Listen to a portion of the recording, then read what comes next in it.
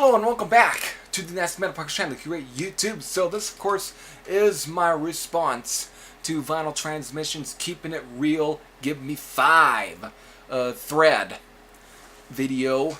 So, when he first put his video up, after it, I was then thinking of what video or what would be in my thread response.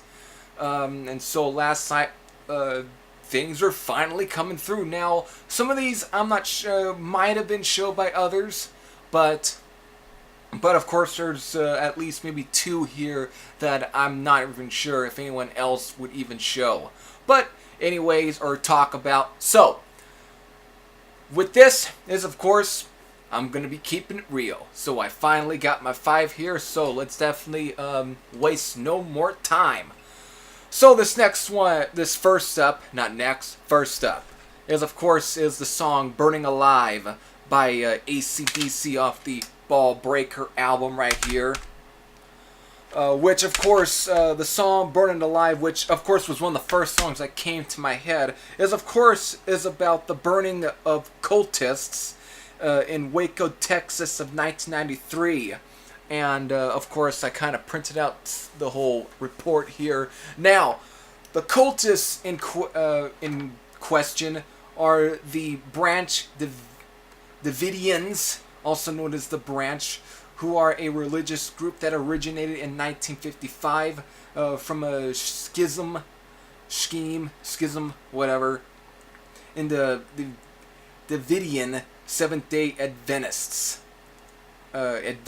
Whatever, Davidians, whatever. A reform movement that began as an offshoot from the Seventh-day Adventist Church around 1930.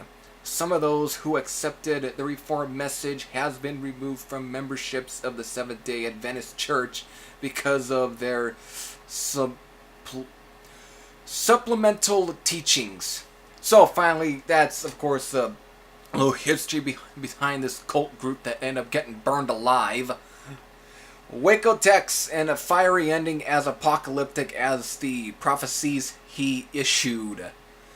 Religious cult leader David Koresh and scores of his followers were immolated within the buff pink walls of his Texas prairie compound Monday in a blaze that believers reportedly set after federal agents smashed into the walls with an armored vehicle. Only 9 of the 95 people believed to be inside the Branch Davidian compound escaped, some of them suffering from burns. One woman who ran out in flames, then tried to run back into the fire, struggled to fight off the federal agent who stabbed her. Wow, this is, of course, is what inspired the song by AC/DC. Jesus Christ. A man standing on the roof of the burning building waved off would-be rescuers. None of the survivors were children. 24 children, 17 of them under 10, were believed to still be inside as the blazing walls collapsed. Another 21 children, along with 14 adults, had been released during the early days of the 51-day standoff. Jesus Christ. Talking about keeping it real, of course, the next 2 albums or songs here that I'm going to be showing, of course, are also based around cultist leaders. Definitely keeping it as real as possible. And Koresh, 31, born Vernon Howell, the one-time rock guitarist who blended an arrogant messianic piety with a love of things, both of the world, his black Chevrolet Camaro, and of the flesh, his many wives, apparently perished in the smoke and fire among followers who had either chosen to stay or were unable to leave. Wow, I think this cult leader is going to have somewhat in common with the next person I'm going to be talking about, which of course the song, next song, whatever, is going to be talking about, whatever. So yeah, that of course ended up in, that whole fiasco of course ended up inspiring this, like again, the song Burning Alive by AC/DC, which would be on this very album. pretty crazy. But of course, we can't get any more crazier than the next song, which of course is Bloodbath Paradise by Ozzy Osbourne off the No Rest for the Wicked album. Now, of course, the song, according to this booklet, is about Vietnam, but when you actually read the lyrics, it's of course about the most famous cult leader of all time, Charles Manson. And the whole Manson family, with the whole references to Charlie and his family, and Helter Skelter, and all the violence in California. Yep. Of course, I don't need to go into any more detail because everyone knows the whole story about the Charles Manson family. So, and of course, again, kind of the whole, the last person I just talked about, David Koresh of the fucking Waco, Texas cult group, the Branch Davidian, of course, with the talking about his whole guitar, whatever, kind of reminds me of Charles Manson when reading that, because Charles Manson was also a musician who also tried to get in the whole music industry, but was, of course, I can't even say that he didn't get any,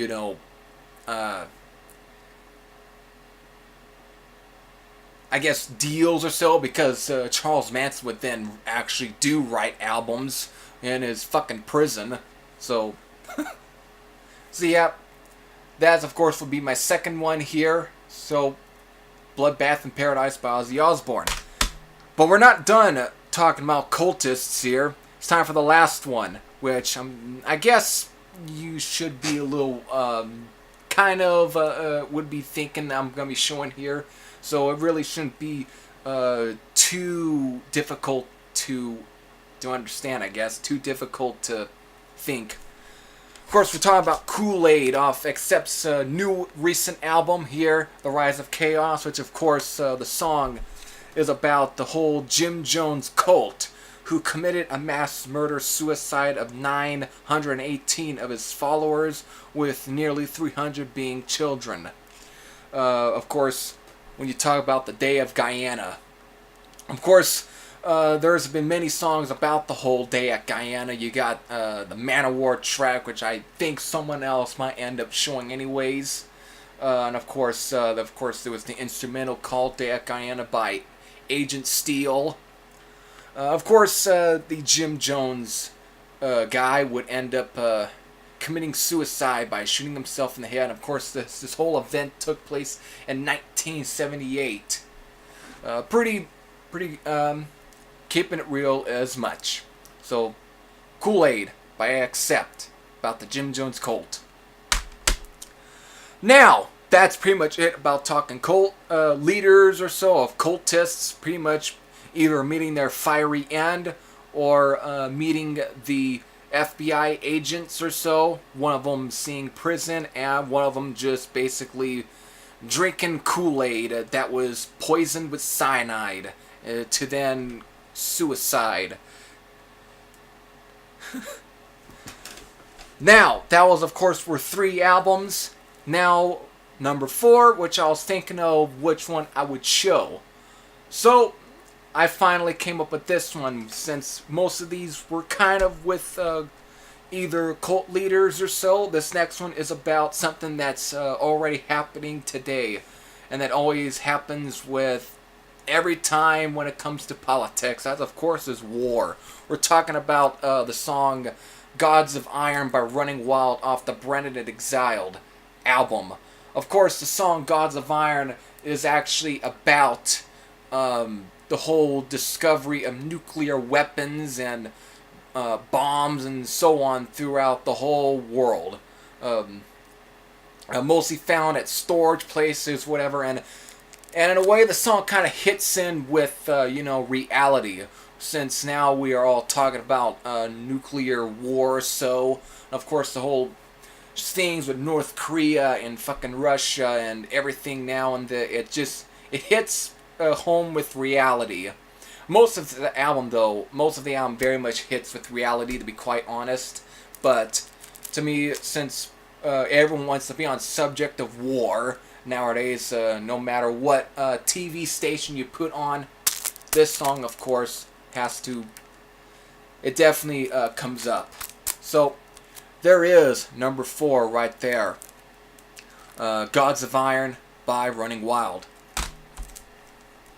Now, so the last one is now by Don't Own. However, I did review this album last year when it was released, and the song here definitely struck at me, and of course this was one of the songs that also popped up in my head when this whole Thread video was released. That's, of course, is the song Phoenix Lights.